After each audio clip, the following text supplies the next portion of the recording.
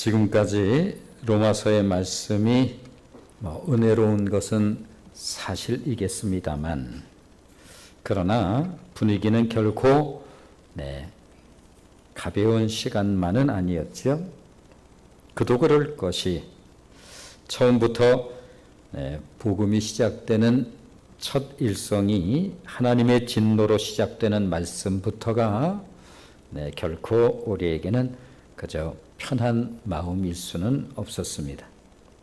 게다가 우리도 모르는 숨겨지고 감추어진 우리의 옷이 벗겨지고 또 영적인 MRI를 통해서 우리의 실체가 낱낱이 드러나는 과정은 그리 녹록한 시간은 아니었던 것이 사실입니다.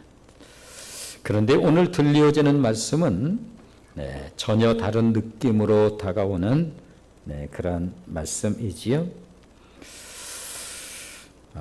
따뜻하기도 하고 또 감미롭다는 그런 느낌을 느껴볼 수도 있습니다. 그 첫 말씀부터가 그 이전과 전혀 다른 느낌을 가지고 있음을 느낄 수가 있는데요. 자, 한번 느껴보실까요? 1절, 2절 우리 한번 같이 읽어보겠습니다. 1절, 2절 읽습니다. 시작. 그러므로 우리가 믿음으로 의롭다 하심을 받았으니 우리 주 예수 그리스도로 말미암아 하나님과 화평을 누리자. 또한 그로 말미암아 우리가 믿음으로 서 있는 이 은혜에 들어감을 얻었으며 하나님의 영광을 바라고 즐거워하느니라. 처음에는 얼음장처럼 차가운 듯 하였고 또 제가 영적인 MRI다 그렇게 표현을 합니다만 그 결과는 죽음 외에 다른 방법이 없는 듯 하였는데 어제의 차가움이 오늘은 햇살로 바뀌어지는 듯한 그런 느낌을 느껴볼 수가 있습니다. 이것이 은혜의 느낌인가요? 그렇습니다. 오직 믿음으로 말미암아 의롭다 여김을 받은 자에게 임하는 하나님의 선물이지요. 오늘은 이 믿음의 열매를 세 가지로 들려주고 있음을 볼 수가 있는데 우리가 1절, 2절 말씀 가운데 보면 첫 번째 열매가 하나님과 화평을 누리는 은혜, 두 번째가 은혜에 들어가는 바로 은혜지요. 세 번째는 하나님의 영광을 바라고 즐거워하는 은혜, 이 세 가지가 들어있음을 볼 수가 있습니다. 그 가운데 오늘 우리는 하나님과 화평을 누리는 은혜가 어떤 것인지에 대해서 함께 은혜를 나누려고 합니다. 그렇다면 이 놀라운 은혜가 우리에게 어떻게 주어지는 것일까? 처음에는 매우 경직되기도 하고 복음의 첫 일성이 하나님의 진노가 하늘로부터 이렇게 시작되어지는 말씀을 들으면서 우리 마음에 경직된 마음이 들 수도 있고 그러면서 이제 말씀 한 절 한 절 한마디 한마디를 들으면서 서서히 그 의미들이 조금씩 이해가 되었지요. 하나님께서 야속하리만큼 우리의 실체와 실상을 낱낱이 드러내신 것은 정확하게 우리의 실상을 아는 것이 그만큼 중요하기 때문에 하나님께서는 야멸차다 싶을 만큼 우리의 실체를 낱낱이 드러내셨습니다. 말씀드린 것처럼 그것은 결코 우리를 민망하게 만들거나 또 면박을 주거나 모질게 다루어서 우리를 버리기 위한 것이 아니라 정확하게 우리가 받는 은혜가 도대체 무엇인가를 가르쳐 주셔야 했기 때문에 그렇습니다. 많은 경우 이런 생각들을 갖곤 하지요. 신앙을 그저 가질 수도 있고, 아이 가지면 좋지요. 뭐 나쁠 게 뭐 있습니까? 마음이 뭐 의지도 되고 뭐 마음이 편안할 때도 있고, 또 어려운 마음이 들면 뭐 딱히 빌 데도 없는데 가서 빌 때도 있고, 그러므로 신앙을 그저 가질 수도 있고, 에이 난 필요 없어요. 네, 이런 식으로 이해하는 사람들이 의외로 많지요. 네, 더 정확하게 말하면 상당히 많은 사람들이 기독교 신앙에 대한 이해를 갖지 못한 채 이런 식으로, 이런 류로 생각하는 사람들이 의외로 적지 않을 것입니다. 이런 사람들은 보통은 신앙을 도덕적으로 접근하는 경우들이 많아요. 모태로부터 죄악 가운데 출생한 그야말로 전적으로 타락한 우리들은 본질적으로 거룩과 공의의 성품을 가진 하나님, 이것이 하나님의 본성이지요. 거룩의 본성, 하나님의 본질입니다. 그리고 그분이 가지고 있는 공의성 역시 하나님이 가지고 계신 본질적 성품이에요. 그런 하나님과 절대로 화평의 관계를 갖는 것은 불가능하다라고 하는 것은 정확하게 드러났습니다. 왜냐하면 이것이 바로 하나님의 진노의 이유였기 때문이지요. 그러므로 심판과 버려짐은 우리들의 운명적 실상이요, 그리고 절망적 처지라고 할 수가 있겠습니다. 그래서 처음에 뭐 처지 제가 의도적으로 그런 표현을 했지요. 아니 우리 처지가 뭐가 어때서요? 네, 뭐 지금 당장 뭐 죽는 것도 아니고. 네. 그렇다면 그런 우리들이 하나님과 화평의 관계를 갖게 되었다는 것은 하나님과 우리 사이에 뭔가 예사롭지 않은 어떤 비상한 일이 생겼다는 그러한 의미일 테고, 그렇지 않고서야 하나님과 우리의 관계가 근원적으로 우리는 절대로 부패한 죄인이고, 처음에는 죄인이라고 할 때도 슬쩍 뭐 기분이 썩 좋은 것은 아니었습니다만, 영적 MRI로 옷 다 벗기고 영적 MRI로 우리를 찍은 우리의 실상을 보니 우리가 그 부분에 대해서 아니라고 항변을 할 도리가 없었어요. 게다가 하나님은 본질의 성품이 거룩한 성품이요, 죄를 참아보지 못하는 이 공의성을 가지고 있는 그분 앞에 놓여있는 우리의 실체라고 하는 것은 그야말로 위험하기 짝이 없는 위험천만한 상황인데, 그런 하나님과 화평의 관계가 되었다는 것, 이것은 필경 그 안에 분명 무슨 예사롭지 않은 일이 있었기 때문에 그런 것이지 어떻게 그럴 수가 있겠느냐라고 하는 거예요. 그렇습니다. 하나님과 우리 사이에 뭔가 예사롭지 않은 어떤 비상한 일이 생긴 것만큼은 틀림이 없겠지요. 그렇지 않고서야 어떻게 그런 일이. 그렇다면 도대체 무슨 일이 있었던 것일까? 자, 오늘의 본문 10절 말씀을 한번 같이 보시면 10절 같이 읽겠습니다. 시작. 곧 우리가 원수 되었을 때에 그의 아들의 죽으심으로 말미암아 하나님과 화목하게 되었은즉 화목하게 된 자로서는 더욱 그의 살아나심으로 말미암아 구원을 받을 것이니라. 그렇습니다. 우리들은 본디 하나님과 원수 관계였습니다. 피조물인 인간이 창조주 하나님과 적대적 관계에 놓여 있다고 한다면 그것은 한마디로 비극 중에 비극이요, 절망 중에 절망이지요. 갓난아이가 태어났습니다.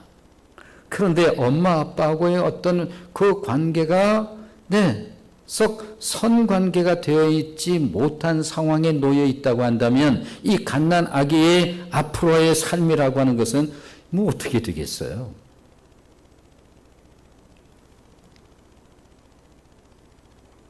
마찬가지로 피조물인 인간이 지음을 받은 우리들이 우리를 지으신 창조주 하나님과 이처럼 적대적인 관계에 놓여 있다고 한다면 그거 어떻게 하겠어요? 그런 우리들에게 놀라운 일이 일어났다. 그의 아들이 죽은 사건이 일어났으니 그야말로 사건 중에 사건이 생긴 것입니다. 인류 역사상 가장 비상한 사건이 일어난 것입니다.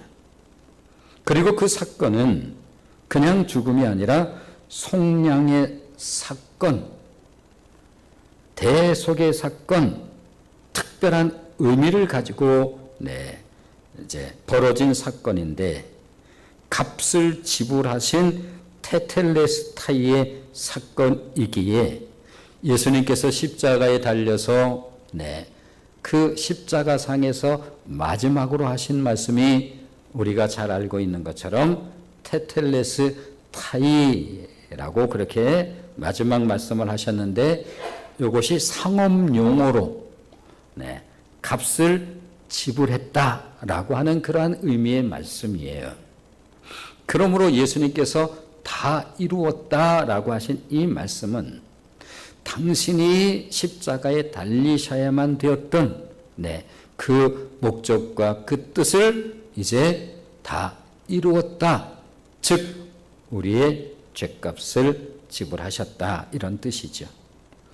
따라서 나의 죄를 속량하기 위해 당신의 생명을 내어주신 하나님의 아들 예수 그리스도를 믿는 자들마다 하나님과 화목하게 된 것은 예수 그리스도께서 우리의 죄의 문제를 해결해 주셨기 때문이요, 그로 말미암아 죄 없으신 예수 그리스도의 의를 우리에게 전가시켜 주심으로 우리가 의롭다함을 이제는 역임을 받게 되었다.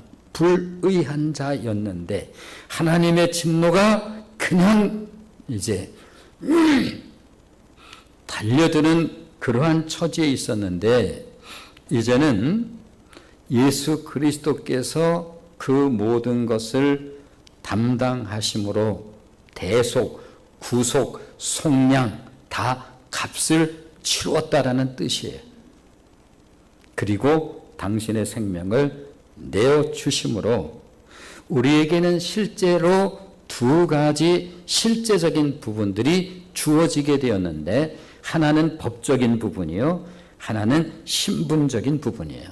법적인 부분이라고 하는 것은 우리는 죄를 범함으로 죄인이라고 하는 이 죄인이 이제는 법적으로 누군가 이것을 대신 지불함으로 의인이라고 인정을 받게 되었고, 신분이라고 하는 것은 바로 놀랍게도 그 하나님의 아들이 되어지는 신분을 갖게 되었다. 이것은 교리적인 것이 아니라 매우 실제적이고 구체적인 것이 우리에게 주어진 것이라고 하는 사실을 성경은 들려주고 있지요. 자, 요한복음 1장 12절 말씀을 보시면 같이 읽어보겠습니다. 시작. 영접하는 자, 곧 그 이름을 믿는 자들에게는 하나님의 자녀가 되는 권세를 주셨으니 매우 놀라운 일이 벌어졌습니다. 이런 뜻이에요. 그러므로 하나님은 더 이상 날마다 진노하시는 하나님이 아니라 날마다 우리와 화평을 누리는 화평의 하나님이 되신 것입니다. 그러므로 예수 그리스도로 말미암는 은혜의 열매 그 첫 번째는 하나님과 더불어 날마다 화평을 누리는 은혜, 화평의 복을 받은 것입니다. 그리고 이 복은 실로 놀라운 은혜, 놀라운 복인 것입니다. 자연스럽게 우리에게 이런 질문이 되죠. 그렇다면 당신은 하나님과 더불어 날마다 화평을 누리는 은혜를 누리고 있는지요? 네, 이것이 왜? 신앙은 실제적인 것이기 때문에.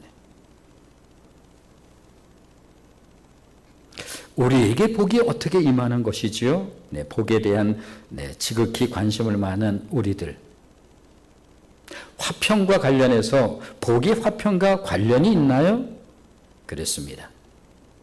그렇다면 복은 우리에게 어떻게 임하는 것인가요? 욥기서가 우리에게 이렇게 들려줍니다. 자, 욥기 22장 21절 말씀을 보시면 욥기 22장 21절 같이 읽습니다. 시작. 너는 하나님과 화목하고 평안하라. 그리하면 복이 내게 임하리라. 오늘 성경은 이렇게 말씀하죠.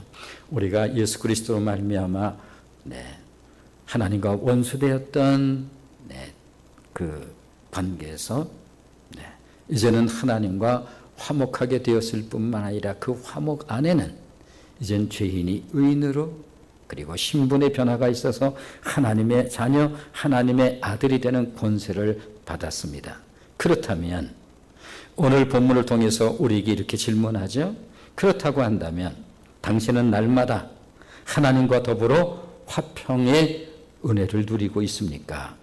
화평이 그렇게 중요한 것인가요? 중요하지요. 네, 그것을 통해서 복이 우리에게 임한답니다. 그렇습니다. 평안, 화평, 평화는 단순히 전쟁이 없는 그러한 상태만을 의미하는 것이 아니라 히브리어 샬롬의 의미에 대해서는 종종 말씀드리는 것처럼 완전하다, 모자람이 없다, 채워졌다는 뜻으로 이 단어를 설명할 때마다 창세기로 올라가서 설명을 하곤 하지요. 그렇습니다. 하나님께서 6일 창조, 마지막 여섯째 날 인간을 창조하셨는데 하나님의 형상대로 인간을 창조하셨습니다. 그러므로 모든 피조물 가운데 하나님과 이처럼 영적으로 소통할 수 있는 존재는 인간밖에 없지요. 자, 인간이 여섯째 날 창조되었고 하나님께서 일곱째 날 안식에 들어가셨습니다. 그러므로 인간이 창조되어서 맞이하는 첫 번째 날이 바로 안식일입니다. 그러므로 세상의 사람들은 열심히 일해서 주말에 좀 쉬고 이러한 그 리듬을 가지고 살아가지만 하나님의 사람들은 맞이한 첫 번째 날이 바로 안식의 날이었습니다. 그리고 그 안식의 날은 모든 것이 완벽하게 준비된 날이었어요. 받는 날. 갓난아기가 태어났습니다. 태어나고 보니 할 일이 참 많네. 필요한 게 너무 많아. 그래서 배내 쪼고리도 내가 준비를 해야지. 엄마가 그렇게 젖이 충분한 것 같지는 않았어요. 아내니 분유도 좀 준비해야지. 있을 수 없는 얘기죠. 인간이 태어났던 일곱 번째, 그 첫 번째 날, 그날은 일곱 번째 날로 하나님이 안식에 들어간 그날이 인류가 맞이한 첫 번째 날, 안식의 날이었습니다. 모든 것이 완벽하게 준비되어 있었습니다. 이것을 샬롬이라고 하는 거예요.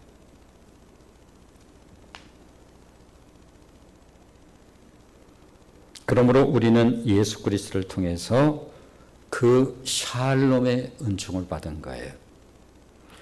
주는 평화 막힌 담을 모두 허셨네. 누가? 그리스도 예수 그분께서. 주는 평화 우리의 평화 염려다 맡기라 우리가 돌보시니 주님 평화 우리의 평화. 얼마 전 가수 엄정화 씨가 어떻게 신앙을 갖게 되었는지에 대해서 잠깐 소개를 했지요.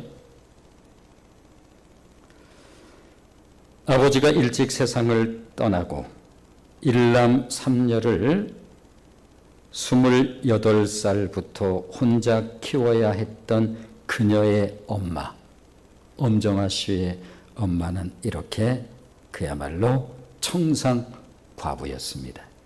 일남 삼녀를 낳은 채 아버지가 세상을 떠났습니다. 그녀의 어린 시절은 그렇게 항상 외롭고 슬프고 스스로가 너무 불쌍하게 여겼던 그런 삶이었습니다. 제천에서 원주로 이사 왔을 때, 그의 살아있던 삶의 처지는 방 한 칸에 부엌 같지도 부엌이라고 말할 수도 없는 그런 부엌. 집기는 하나도 없었습니다. 그저 방에 책상 하나 딱 있었습니다. 그녀의 내면은 그저 채워지지 않는 공허함이었기에 가수 생활로 성공했을 때도 언제나 괴롭고 힘들고 외로웠다고 고백합니다. 그런 그녀가 예수를 믿고 얼마 안 된 어느 날 성경을 읽다가 문득 한 구절이 눈에 들어왔습니다. 이사야서 43장 1절 말씀이었습니다. 같이 한번 읽어보겠습니다. 자, 이사야서 43장 1절 같이 읽습니다. 시작. 야곱아 너를 창조하신 여호와께서 지금 말씀하시느니라. 이스라엘아 너를 지으신 이가 말씀하시느니라. 너는 두려워하지 말라. 내가 너를 구속하였고 내가 너를 지명하여 불렀나니 너는 내 것이라. 그녀가 고백합니다. 그때부터 하나님과 사랑에 빠져버린 거예요.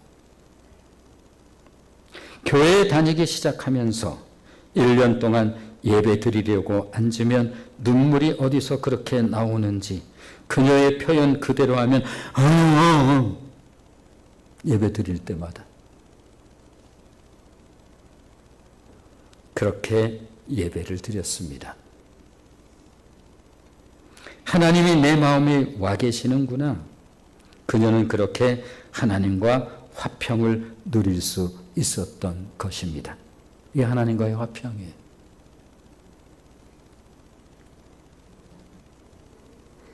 그렇습니다. 누누이 말씀드리는 것처럼 우리의 구원은 교리가 아니라 삶이라니까요. 교리는 신앙에 대한 부분들을 이후에 우리에게 설명을 듣는 거예요. 태어났습니다. 생명을 가지고 이후에 아빠는 성이 한신데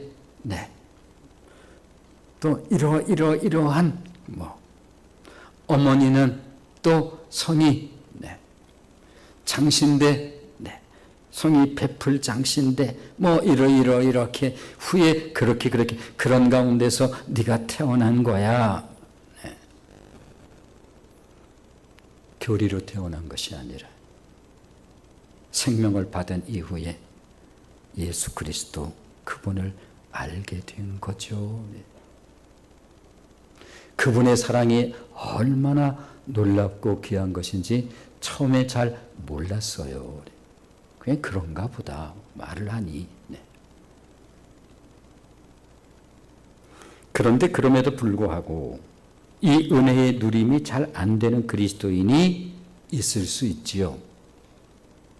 그렇다면 우리같이 불의한 자가 의로운 자가 되므로 하나님과 더불어 화목한 자가 되었다고 한다면 기가 막히게 놀라운 일인데 왜 이 화평의 은혜를 누리지 못하는 것일까? 분명히 무슨 까닭이 있겠지요, 거기에는. 이런 경우 보통 두 가지 문제가 있는 것으로 우리가 볼 수가 있습니다. 첫 번째 문제는 죄의 문제를 잘못 이해하고 있는 경우 생각해 볼 수 있겠죠. 죄라고 하는 부분은 그렇게 중요한 부분을 처음에 살면서 뭘 알아요, 이 부분을. 교회에 나왔을 때도 죄 얘기할 때 처음에는 굉장히 불편한 마음이 들었던 것이 사실인데, 로마서가 시작되어지고 처음에 죄 문제를 그토록 우리에게 계속 들려줄 때만 해도 처음에는 은근히 반감이 있었을는지도 모르겠습니다만, 마치 우리가 병원에 가서 MRI를 찍은 이후에 선생님 이 부분에 여기 바로 이게 좀 종양인데 굉장히 좀 크죠. 이게 좀 썩 좋지 않습니다. 더 이상 할 말이 없지요. 너 불정한데요? 이렇게 우길 수도 없고. 알고 보니 듣고 보니 우리의 처지가 그런 처지가 되어 있는 거예요.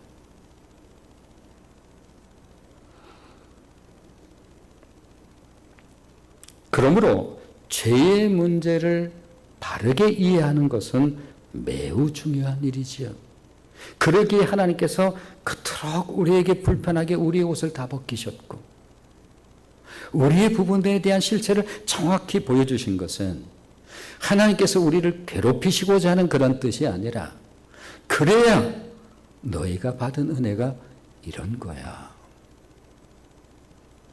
그 중에 가장 중요한 핵심이 무엇인가 하면 바로 죄와 관련이 있다는 것만큼은 충분히 이해하게 되었습니다.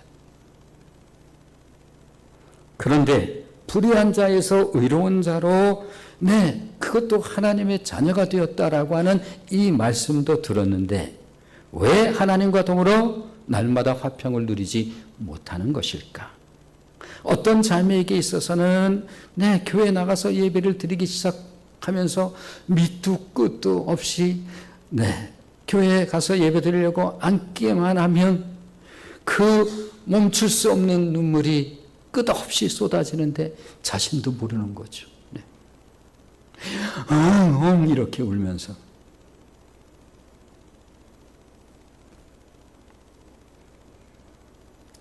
왜 하나님과 더불어 화평을 누리지 못하는 것일까? 죄의 문제를 잘못 이해하고 있기 때문에 그로 인해서 고통과 두려움이 사라지지 않으면 화평의 은혜를 누릴 수가 없습니다. 무엇보다 죄에 대해 결벽증적 반응을 하는 것입니다. 예컨대 내가 지은 죄는 용서받을 수 없어. 아니, 용서받으면 안 돼. 나는 대가를 받는 것이 마땅해. 이와 같은 죄책감에서 벗어나지를 못하는 거예요. 구원교리를 들을 때는 잠시 이해하는 것 같다가도 그로 인한 고통을 받는 것이 진정으로 참여하는 것처럼 느끼는 거예요. 그 고통의 대가를 받아야지. 그게 참회지. 이런 경우에 삶 속에서 조그만 사고나 어려움이 찾아와도 그것을 죗값으로 여기는 거예요. 받아 마땅해 이런 거죠. 그러니 어떻게 하나님으로 더불어 화평을 누릴 수가 있는 것일까? 다시 말하면 죄책감에 갇혀 있는 것을 말하는 거예요. 두 번째는 하나님과 화평을 누리지 못하는 또 하나의 경우, 예수 믿고 용서의 은혜를 입었음에도 여전히 자신에게 옛사람의 기질이 나타나는 거예요.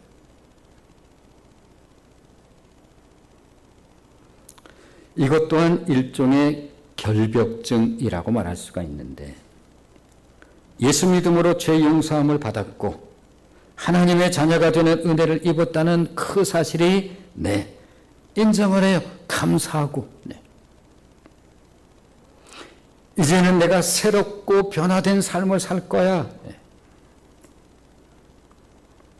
그런 열망이 클 수밖에 없지요. 문제는 자신의 기대와 달리 자신에게 옛 자아의 모습이 자꾸 드러나는 거예요. 그로 인해서 좌절감과 낙심이 오고 그로 인한 스스로의 갈등이 마음의 평안을 뺏어가는데 어떻게 하나님과 더불어 날마다 화평을 누릴 수가 있을 것인가? 그렇습니다. 그런 자신을 보면서 회의감에 빠지곤 합니다. 나는 왜 이럴까? 왜 이것밖에 안 되는 걸까? 나에게 믿음이 있는 게 맞나? 은혜 받았다는 애가 뭐 이러한 사소한 죄 하나 끊어버리지 못하고 반복하는 걸까?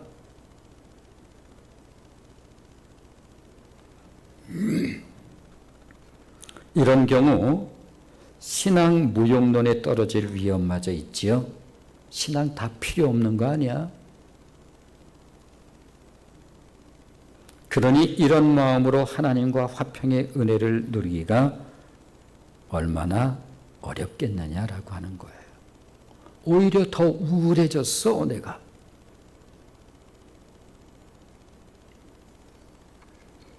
그렇습니다. 우리들 역시 이런 상황에서 자유롭다고 할 수 없을 것입니다. 그렇다면 여기서 한 가지 질문이 생기게 될 수 있겠지요. 아니, 죄에 대한 민감성이 왜 문제가 되는 거야? 죄에 대한 민감성이 없는 게 문제 아니야? 죄의식이 저렇게 없이 뭐 그러면서 은혜 받았다고. 그렇다면 어떻게 해야 되는 것일까? 그렇습니다. 죄의 문제에 대해서 성경적으로 바른 이해를 갖는 것은 이렇게 중요한 것입니다. 누가 이런 걸 제대로 좀 가르쳐 줘야지. 늘 안에서 혼자 이렇게 저렇게 그냥 그러고 말고.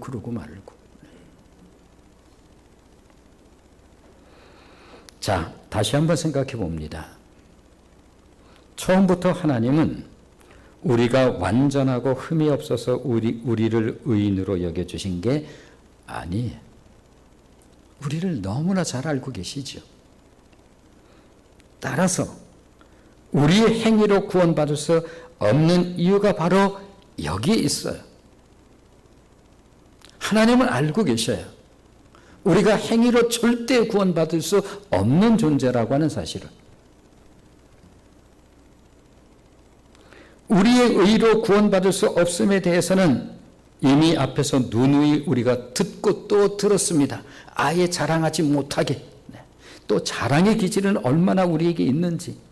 요만한 거 하면 그거 나는 절대로 나는 잊지 않고 어떻게 해서든지 그 얘기를 한번 해보고 싶고. 그런데 아예 자랑에 대해서 그냥 입도 뻥끗하지 못하게 덜어는 야속하리만큼. 그러기에 우리의 구원은 우리로 말미암는 것이 아니라 하나님의 은혜의 선물이기에 자랑할 수 없다고 분명하고 확실하게 못을 그냥 쾅쾅 박아 놓았습니다. 너희가 그 은혜를 인하여 은혜 잊지 못할 내용들이에요. 정확하게 이제 알고 신앙생활을 해야 그 뻑뻑한 신앙생활을 하면서도 전혀 여유로움도 없는 채 은혜를 인하여 믿음으로 말미암아 구원을 얻었나니 이것이 너희에게서 난 것이 아니요 하나님의 선물이라. 행위에서 난 것이 아니니 그 누구도 자랑하지 못하리라. 알고 계셔요, 그분은. 하나님은 절대로 내가 행위로 구원받을 수 없는 존재라고 하는 사실을, 인간이 의로 구원을 받는다고 하면 바리새인처럼 아닌 척 할 수밖에 없어요. 평생 꽤나 거룩한 척 외적으로 혼자만 드러내고 다른 사람은 아는 그거.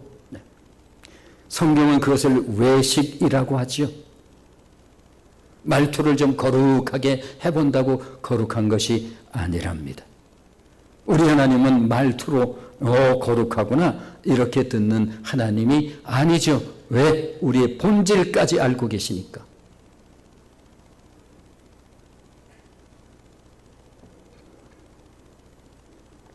하나님의 은혜란 독생하신 아들 예수 그리스도를 통해 우리의 죄를 사하여 주신 것입니다.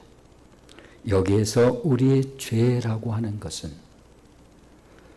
과거, 현재, 미래의 모든 죄, 즉 우리의 모든 죄,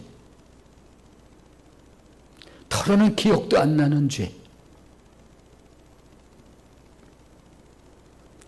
이것까지를 앞으로 내가 무슨 죄를 질지 내가 어떻게 알아요? 그래, 바로 그 죄. 이 죄를 사하여 주신 것입니다. 골로새서 2장 13절 말씀을 한번 보시면 골로새서 2장 13절입니다. 같이 읽겠습니다. 시작. 또 범죄와 육체의 무할례로 죽었던 너희를 하나님이 그와 함께 살리시고 우리의 모든 죄를 사하시고 우리의 모든 죄를 사하시고, 여기서 주목해야 할 말씀이 바로 우리의 모든 죄입니다. 말 그대로 우리의 크고 작은 모든 죄를 총칭하는, 내가 죄로 생각도 안 하는 그 모든 죄, 기억나지도 않는 그 모든 죄, 알고 짓는 죄, 모르고 짓는 죄, 이 모든 것을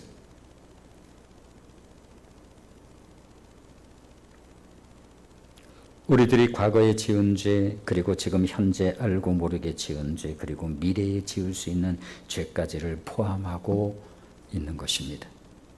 따라서 그러면 막 살아도 되겠네요. 네. 그런 철없는 얘기를, 말로 형용할 수 없는 은혜를 받았다는 사실을 깨닫기에 찬송가 고백처럼 늘 울어도 눈물로서 못 갚을 줄 알아. 그전에는 내가 뭐 좀 한 거 가지고 꽤 자랑스러워했는데 나중엔 너무 부끄러워진 거죠. 이 몸 혹시 쓸 수 있다면 몸밖에 드릴 것이 저에겐 없습니다. 그래서 이 몸을 드립니다. 그렇게 말하니까 그럼 막 살아도 되겠네요? 그 은혜를 이미 못 받은 거지요. 따라서 우리들이 죄 사함을 받았다고 하면 시간적으로 지금까지의 지은 죄만 용서받은 것으로 이젠 앞으로는 그러니까 더 잘 살아야지, 지금까지 죄를 용서받았으니까. 그런데 앞으로 죄를 짓지 않을 그런 능력이 없잖아요. 그것이 아니라고요. 그거 하나님이 다 알고 계시다고요.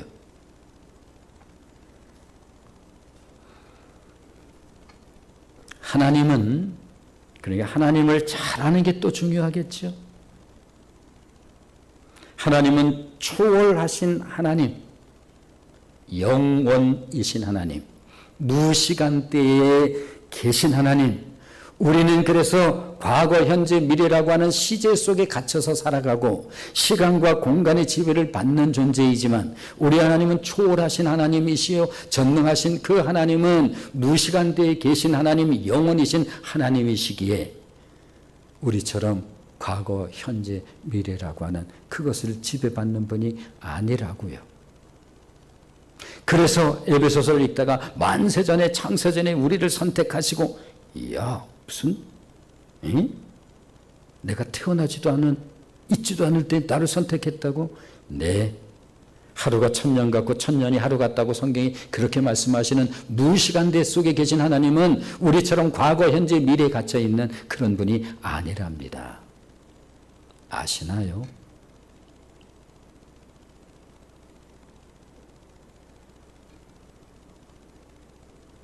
그러므로 하나님께서 우리의 모든 죄를 용서하셨다는 것은 영원토록 현재의 용서로, 다시 말하면 우리의 삶을 받아주신 거예요.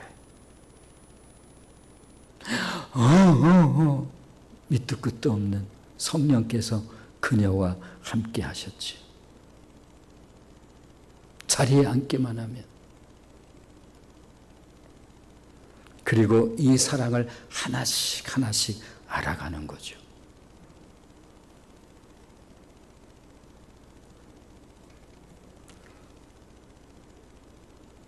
누가복음 15장 얘기 가끔 하죠. 그 많은 돈을 가지고 그 고집 부리면서 달라고 엉덩방아 찍고 그러다가 그래서 주었더니 나가서 허랑방탕하게 살아서 엄청난 돈을 다 탕진했다는 것은 어마어마한 죄를 졌다는 거예요. 내일 되면 이런저런지 뭐 셀 수도 없는 뭐 삶이 죄였어요. 그러다가 자신의 바닥을 봅니다.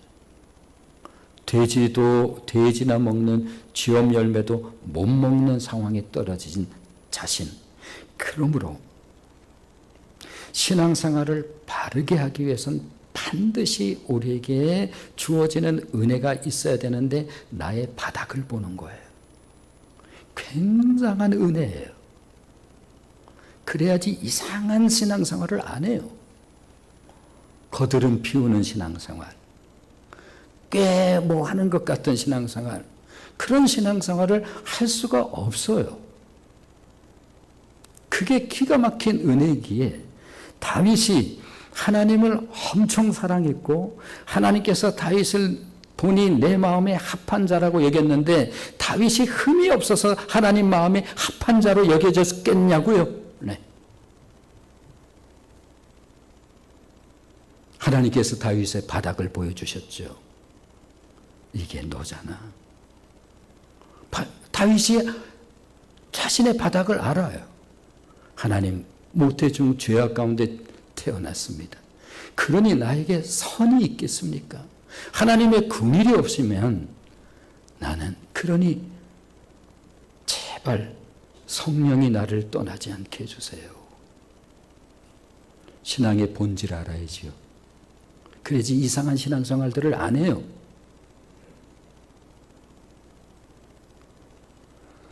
언젠가 말씀드린 것처럼 예수님께서 무슨 고약한 성품이라 그 베드로가 다른 사람은 다 떠나도 나는 떠나지 않겠다고.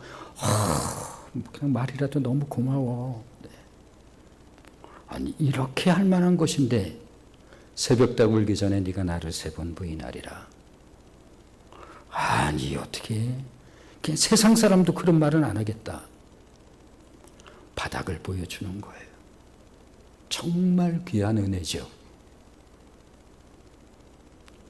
베드로는 몰랐어요. 자기가 그 지경인지를. 그러니까 그렇게 말한 거예요. 예를 들면 자기가 바닥을 보면서 이게 하나님의 은혜가 뭔지를 비로소 아는 거죠. 다윗은 어떻게 그렇게 여호와는 나의 목자시니 내게 부족함이 없으리로다. 나를 쉴만한 물가로 인도하시고 푸른 초장으로 더러는 사망의 음침한 골짜기를 다니시는 날 해를 두려워하지 아니할 주의 지팡이와 막대기 나를 원수의 목전에 나에게 상을 베푸시는 하나님, 나의 힘이 되신 여호와여 내가 주님을 사랑합니다. 주님은 나의 요새시오 나의 피할 바위시오. 이 기가 막힌 고백들을 늘 할까? 자신의 바닥을 봤기 때문에. 이게 우리의 바닥이에요. 하루를 온전히 못 산다니까요. 온전히 하나님 사랑하는 하루를 하나님 사랑을 못해요.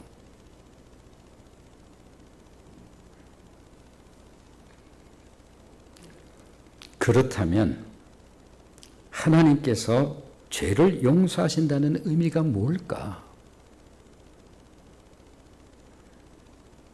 그렇습니다. 성경이 말씀하시는 용서의 의미는 내다버린다, 깨끗이 지워버린다, 기억하지 않는다, 이런 뜻 가지고도 좀 부족해요, 사실은. 네. 이런 단어의 뜻이 있는데요. 네, 이런 것 가지고 사실은 표현하기가 좀 민망해요.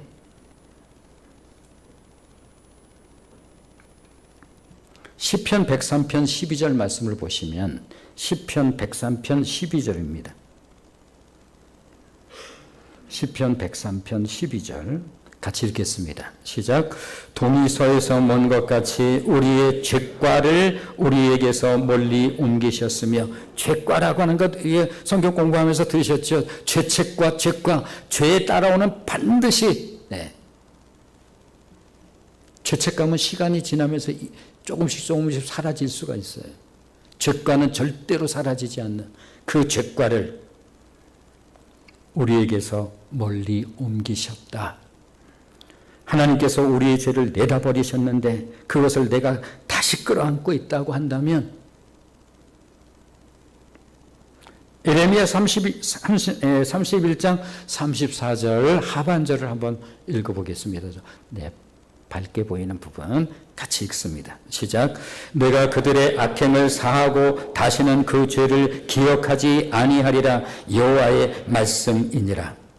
하나님은 깨끗이 잊어버리시고 기억조차 아니하시는데 내가 그것을 끝까지 붙들고 기억하고 있다고 한다면, 아까 말씀드렸어요. 누가복음 말씀드리다가 집으로 왔어요. 집으로 오면서 작은 아들이 나는 아버지를 아버지라고 부르지 않아도 좋습니다. 나는 부를 수 없는 존재예요. 그냥 종이라고 여겨도 나는 아버지의 집으로 가리라. 그런데 그건 네 생각이고, 아버지 집으로 가셨는데 그냥 안아주세요. 뭐 한마디가 없이. 그리고 손에 가락지를 껴주시는데 이 가락지가 바로 신분을 의미하는 거예요. 넌 내 아들이야. 집에 있는 큰아들이 문제였지요.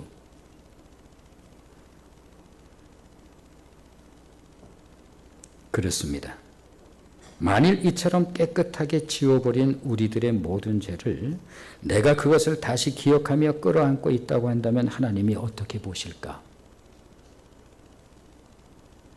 그것은 어리석은 것을 넘어서 아주 고약한 죄를 범하고 있는 거예요. 그것은 양심의 작동이 아니에요. 그것은 양심의 작동이라기보다 매우 불경스러운 죄를 범하고 있는 것입니다. 이처럼 딱딱하고 굳은 심령은 자신도 화평을 누리지 못할 뿐만 아니라 다른 사람을 정죄하는 버릇을 갖고 있어요. 이 부분에 대해서 은혜를 못 가지면 어떤 문제가 있는가 하면 크리스찬 가운데 자꾸 다른 사람을 정죄하는 사람들이 있어요. 자신도 하나님께 화평을 누리지 못하고 그것으로 자꾸 상쇄를 하고 싶은 무의식이 작동이 되는 거예요, 내 안에서. 왜 그럴까요?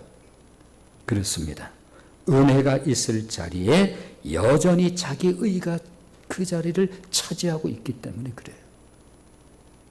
은혜를 받는다는 것이 기가 막히게 아름답고 복된 것이지만 이것이 그렇게 잘못 은혜에 대한 이해를 가지고 있는 사람들이 그렇게 많은 거예요. 따라서 불경죄는 불신보다 더 악하다고 말할 수가 있습니다. 왜냐하면 하나님이 하신 일을 자기가 부인하고 있기 때문에.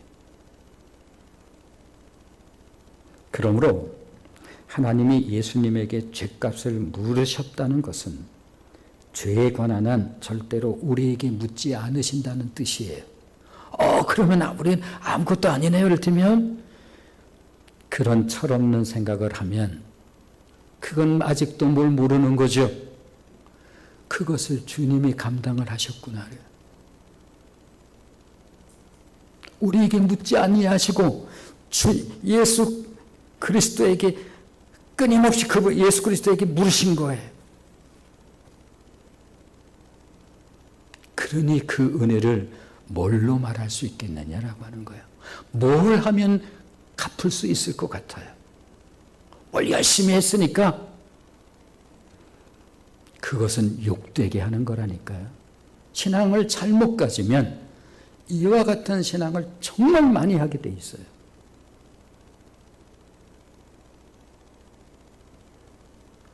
그러므로 우리들이 하나님과 화평을 누릴 수 있는 단 한 가지 이유가 있다고 한다면 그것은 오직 하나, 예수 그리스도 그분 때문입니다.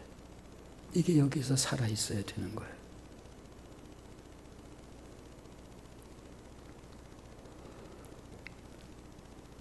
다음 주 이 주제로 한 번 더 은혜를 나누도록 하겠습니다. 기도하겠습니다.